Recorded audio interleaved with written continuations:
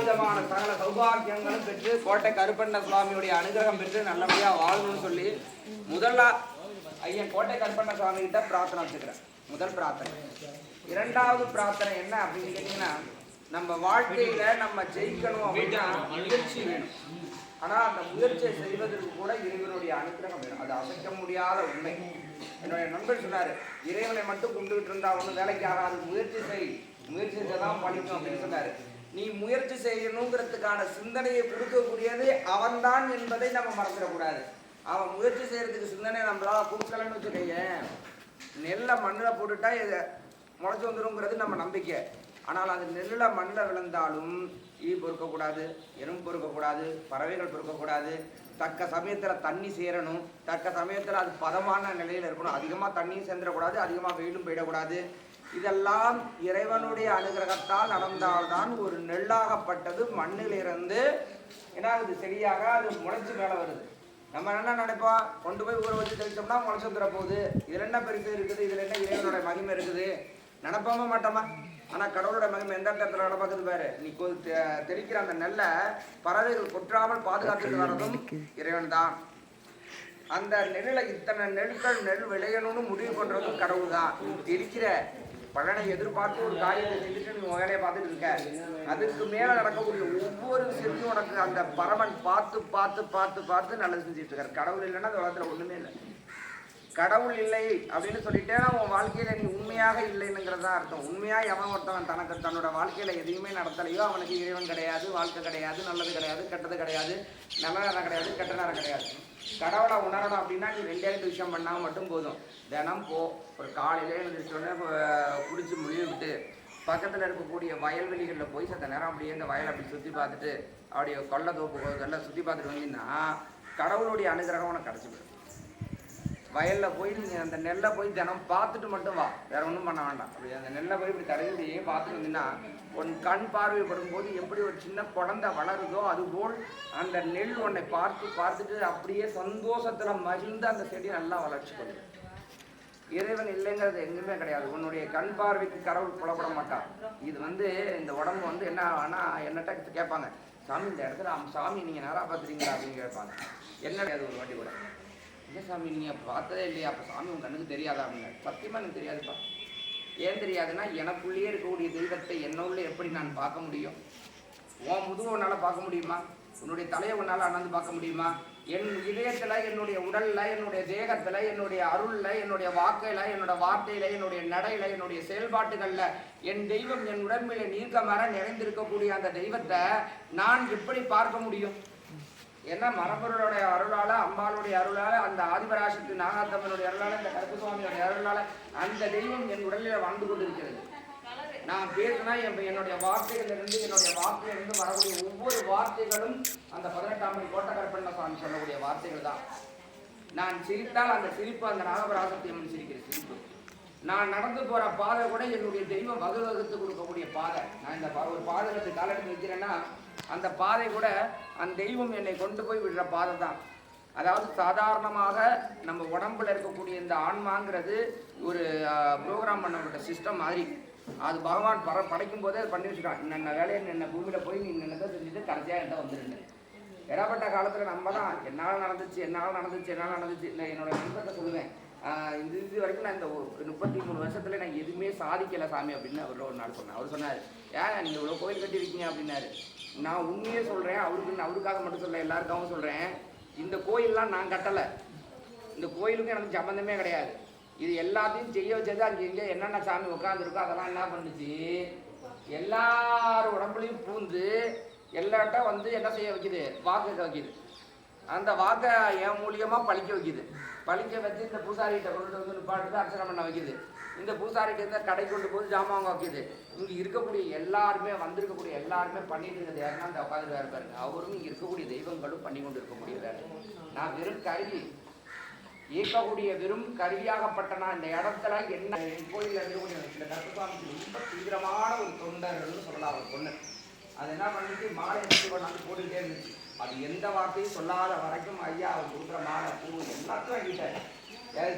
ஒரு கர்வத்தில் இந்த சாமிக்கு என்னை தவிர்த்து வேறு யார் செய்கிறா, நான் தான் நிறைய செய்கிறேன்னு ஒரு வார்த்தையை ஐயாவுக்கு நேரம் போயிடுச்சு. அன்னைக்கு முடிச்சு எல்லாரும் போல சத்தியான ஒருத்தவங்க திருச்சியை சேர்ந்தவங்க இப்போ ஒரு அளவுக்கு நல்ல நிலைமைக்கு வந்துட்டாங்க. திரும்ப இடையில சரிஞ்சாங்க, திரும்ப நல்ல நிலைமைக்கு வந்துட்டாங்க. இப்போ அவங்க என்ன பண்ணாங்கன்னா ஒரு உயரம் இவ்வளோ பெரிய உயரம் மதுக்கூர் எடுத்து சொல்லிட்டு வருவாங்க. தூக்க முடியாது, ஆட்டோவில் ஆளை வச்சுட்டு அது ஒரு மாணவர் பக்கம் உட்காந்துட்டு இவங்க ஒரு பக்கம் உட்காந்துருப்பாங்க. வீட்டு மல்லு வெடிட்டு வந்து ஐயாவை கூடுவாங்க. அந்த சுவாமிக்கு செய்வாங்க. ஒரு நாள் ஒரு வார்த்தையை சாமிகிட்ட போய் விட்டுட்டாங்க. அதை யார்கிட்ட விட்டாங்க? அதுக்கு நாகராசியம்கிட்ட போய் விட்டாங்க. எனக்கு எல்லா சுகமும் இருக்குது, கட்டின புருஷன் தான் எனக்கு சுகம் தான் இல்லைன்னு ஒரு வார்த்தை விட்டாங்க. தெய்வத்துக்கிட்ட போய் எதை பேசணும் எதை பேசக்கூடாதுங்கிறது ஒன்று இருக்குது. தெய்வத்துக்கிட்ட கேட்கக்கூடிய வார்த்தைகள் அது கிடையாது. கேட்கலாம், வேற விதமாக கேட்கணும். அப்படியா உனக்கு எல்லாமே இருக்குதா அப்படின்னு எந்த ஒரு நல்ல விஷயங்களுக்கும் ஆளாகாது. அதனால தெய்வம் தான் முக்கியம். நம்மளை பொறுத்த வரைக்கும் நம்பாதவனுக்கு தெய்வம் இல்லை, நம்புறவனுக்கு தெய்வத்தை தவிர்த்து வேற எதுவுமே கிடையாது. அதனால எல்லா பக்தர்களும் உங்களுடைய வேண்டுதலை 21 தெய்வங்களில் உசந்த தெய்வமாக இருக்கக்கூடிய அனுப்பிக்கு ஸ்ரீ கோட்டை கருப்பண்ண சுவாமி கிட்ட மனமாற நீங்க வேண்டிங்க. ஐயா கருப்பு நம்பி வந்துட்ட ஒன்னை தவிர்த்து எனக்கு வேற எது கிடையாது, நீ பார்த்துக்கோ, எனக்கு நடக்கிறது எல்லாமே ஒன்னொரு நடக்குது, உன் எல்லைக்கு வந்துட்டேன், எனக்கு எல்லாமே நீ பார்த்துக்கோ அப்படின்னு சொல்லி ஆத்மார்த்தமான பக்தியோட கருப்பசாமி கிட்ட சரணாகதி அடைஞ்சிடணும். உன்னை தவிர்த்து எனக்கு வேற யாருமே இல்லை, நான் உன்னை தானே பார்க்க வந்துடுவேன், நீ பார்த்துக்கோ, எனக்கு நல்லது நடந்தாலும் கெட்டது நடந்தாலும் நீ தான் அப்படிங்கிற ஒரு மனப்பக்குவத்தோடு இந்த சுவாமியை கையெழுத்து வழிபாடு செஞ்சுட்டீங்க அப்படின்னா இறைவனுடைய அனுகிரகத்தால் உங்களுக்கு எல்லாமே சிந்திக்கப்பட்டது. அதனால கடவுள் நீங்க என்ன நினைக்கிறீங்களோ அது எல்லாத்தையுமே நடத்தி கொடுத்துருவார் கருப்பசாமி. அப்புறம் இன்னொரு குறிப்பிட்ட விஷயம், நம்மளுடைய திருக்கோவிலில் நான் முன்னாடி வந்துட்டு சொல்லிட்டு இருக்கேன். அருள்மிகு கட்டுமலைமாக முருகப்பெருமான் கட்டுமலையில் அமையக்கூடிய ஸ்ரீ பழனி தெய்வானையோட இருக்கக்கூடிய சுப்பிரமணிய சுவாமியுடைய சிலை மற்றும் இல்லாமல் அவருடைய ஆலய திருப்பணிகள் திருக்கோவிலில் வெகு சீக்கிரமே உருவாகி அந்த வேலைகள் எல்லாமே நடந்துகிட்டு இருக்குது. பக்தர்கள் எல்லாருமே அதுக்கான ஒத்துழைப்பு கொடுத்து இறையருள் பெற்று நல்லருள் பெற வேண்டும், முருகப்பெருமானுடைய அனுகிரகம் பெற வேண்டும். நீங்கள் எல்லாம் முருகப்பெருமானுடைய ஆசீர்வாதமும் அருளால் மட்டுமே உங்கள் வாழ்க்கையில் மேன்மைப்பட முடியும். அப்படி கருப்பசாமியை நினைத்த முருகப்பெருமானுக்காக உங்களால் ஏண்ட நன்கொடை காணிக்கை உதவிகள் திருக்கோயில் முருகப்பெருமானுக்கு செய்து நல்லா செய்யுங்க. உங்களுடைய வேண்டுதலை நினைச்சிங்க. அந்த கருப்பசுவாமியை உத்தரவாக நினைத்துக் கொள்ளுங்கள். திருக்கோயிலில் இருக்கக்கூடிய அந்த முருகப்பெருமானுக்கு தாங்களால் முடிந்த காணிக்கை உதவி செய்யுங்க. ஒரு தடவை நம்ம வரோம், நம்ம கையில் ஒரு 100 ரூபா கிடைக்குதுன்னு வச்சுக்கோங்க, நம்ம கொடுக்குறோம். பெருசாக 5000 10,000 நம்மளால் கொடுக்க முடியாது. ஆனால் ஒரு தடவை வரப்போ நம்ம 100 ரூபா கொடுத்தோம்னா 4 தடவை வந்தோம்னா 4 ரூபாய் ஆயிடுச்சு, 5 தடவை வந்தோம்னா 5 ரூபாய் ஆயிடுச்சு. அப்போ நம்மள அறியாமலே ஒரு கணம் நமக்கு இல்லாமல் நம்மளுடைய காணிக்கை பெருமாள் முருகப்பெருமானுக்கு சேர்ந்துடும். அதனால் விருப்பப்படக்கூடியவங்க செஞ்சுட்டு தீபாரத்தி எல்லாமே ஐயாவுடைய அருள்வாக்கு உண்டு. அதனால எல்லா பக்தர்களும் ஐயாட்ட மறைத்த வாக்கு கிடையாது, எல்லாருக்குமே பப்ளிக்கான வாக்கு தான். பச்சுன்னு ஐயா எதுவாக இருந்தாலும் நேரடியாக சொல்லிடுவார். தப்பாக இருந்தாலும் சரியாக இருந்தாலும் நல்லதாக இருந்தாலும் கெட்டதாக இருந்தாலும் அவர் காலில் விழுந்துருங்க. அவரை தவிர்த்து உங்களை யாருக்கும் வேற விடியல் கிடையாது. இறைவனுடைய அருள் தான் விடியல். அதனால இறைவனுடைய அனுகிரகத்தை வேண்டி 18 பணிகளுக்கு காவல் தெய்வமாக உசந்த தெய்வமாக நல்லா புரிஞ்சுக்கணும். 61 பந்தி, 61 சேனை, 28 21 பந்தி, அதுக்கு அன்னைக்கும் காவல்காரன் அருள்மிகு கோட்டை கருப்பண்ண சுவாமி. அத்தனை தெய்வங்களும் 1008 பேர் அவனுக்கு உண்டு. கருப்பசாமிக்கு 1008 பேர்ல வழிபாடு நடக்குது. 68 பேரும் அண்ணன் தம்பியும். அதுல 21 இலை போட்டு பந்தி போடுவாங்க. அந்த 21 இலை பந்திக்கு சொந்தக்காரன் அத்தனைக்கு ஆசைப்பட்டவன் அந்த கோட்டை கருப்புசாமி. அதனாலதான் 21 கருப்பு சொந்த சாமின்னு பேர் எடுத்தது கருப்புசாமி. பாதி கருப்பசாமி எல்லாம் எப்படின்னா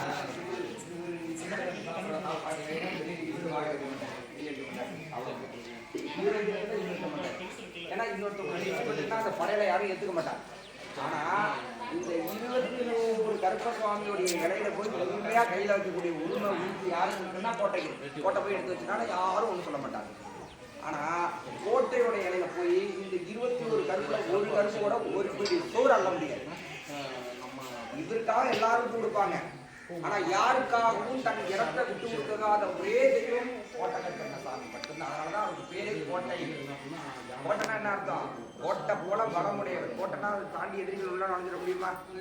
அந்த கோட்டையை தாண்டி யாராவது அனாவசியமா உள்ள பட முடியுமா? அந்த கோட்டை மாதிரி ஒரு கட்டமைப்பை கொடுத்தவர் கோட்டை கருப்பண்ண சாமி. இப்போ எல்லாருமே சொல்லுவோம் 18ஆம் படி கருப்பண்ண சுவாமி, மயான கருப்பசாமி, இதெல்லாம் துஷ்டமான சாமிமா அப்படின்னு சொல்லுவாங்க. உள்ளத்திலேயே துஷ்டமான சாமி கோட்டை கருப்பசாமி மட்டும்தான். துஷ்டம் மட்டும் இல்ல, காவல்காரன். மற்ற தெய்வங்களுக்கெல்லாம் நீ அழைத்தால் கூட ஒரு நிமிஷம் உன்னுடைய நேர காலத்தை பார்த்து வரதுக்கு யோசிப்பான். ஆனா கோட்டை அப்படி கிடையாது. நீ கூப்பிட்டா அடுத்த நிமிஷம் வருவான். அவனுக்கு வேண்டியது சுருட்டு, சாராயம், பொறி, பொட்டுக்கல், அவளு, சக்கரை, இதை கொண்டு போய் படைச்சிட்டா போதும். ஒரு கல் ஒன்றும் வேண்டாம்ப்பா ஐயா, நீ உருவம் வச்சு கும்பிட வேண்டாம், போட்டோ வச்சு கும்பிட வேண்டாம், ஒன்று சிலை வச்சு கும்பிட வேண்டாம், அருவா வச்சு கும்பிட வேண்டாம். ஐயாவை கொண்டுட்டு போய் வெட்ட வெளியில் ஒரு வாழலை விரித்து போட்டு கொஞ்சோண்டு பொறி பொட்டுக்களாகவும் சர்க்கரையை வச்சு ஐயாவை மனசார நினச்சி, ஐயா நீ வாப்பா கோட்டை, நீ வந்து நல்லது எனக்கு செய்ப்பான்னு நினச்சி ஒரு கல்லையோ ஒரு எதையோ ஒன்று நினச்சி ஒரு தண்ணியில் ஊற்றி சாமி விட்டு ஒரு தேங்காய் உடச்சி வச்சுட்டுன்னா அடுத்த நிமிஷம் அந்த இடத்துல கோட்டை நடமாட்டத்துக்கு வந்துடுவார். கோட்டையை கூப்பிட்றது ஈஸி, அவர் நினச்சா நினச்ச இடத்துக்கு வந்துடுவார். ஆனால் அவரை வச்சு சமாளிக்கிறது பெரிய விஷயம். நல்லா புரிஞ்சுக்கணும். இவரை வச்சு சமாளிக்க முடியாது, இவருக்கு சோறு போட முடியும். அவர் கேட்குறத கேட்டபடி கொடுக்கணும். நினச்ச தடவை எரும மாடு பன்றிக்கறி பண்ணி சொல்லுவாங்கல்ல, அந்த பண்ணி தான் அவருக்கு பலி கொடுப்பாங்க. எரும மாடு தான் பலி கொடுப்பாங்க. ஏன்னா இவர் அந்த பெரிய பெரிய இடத்துல குடிச்சு பழகினவர். எரும மாட்டு தான் அவருக்கு ரொம்ப பிடித்தமான கறி, எரும கறியாக தான் சாப்பிடுவார் இந்த ஐயா. அந்த அளவுக்கு இந்த சைடில் இருக்கிற நமக்கு நம்ம நடைமுறைக்கு ஏற்றபடி ஆட்டுக்கறி, கோழி, சுருட்டு, சாராயம் வச்சு படைக்கிறோம். அங்கெல்லாம் எரி சாராயம், கல், சுருட்டு, அதுக்கப்புறம் வேற இன்னொரு பொருள் வச்சு படைப்பாங்க. அது நம்ம சொல்லக்கூடாது சட்டத்துக்கு. அதனால இந்த மாதிரியான பொருள்கள்லாம் வச்சுட்டா அங்க படையல். ஒவ்வொரு ஊருக்கு தகுந்தது போல ஒவ்வொரு இடங்களிலும் தெய்வம் நிலைத்து நிற்கக்கூடிய கருப்பண்ண சாமி. முதல்ல என்னட்ட ஒருத்தவங்க கேட்டாங்க, சாமி நீங்க எத்தனை சாமி வச்சிருக்கீங்களே, எவ்வளோ சாமி வச்சு பராமரிக்கிறது உங்களுக்கு ஈஸியா இருக்குதா? கஷ்டம்பா. ஒரு சாமி இல்லைனாலும் ஒரு சாமி வந்து குறைச்சல்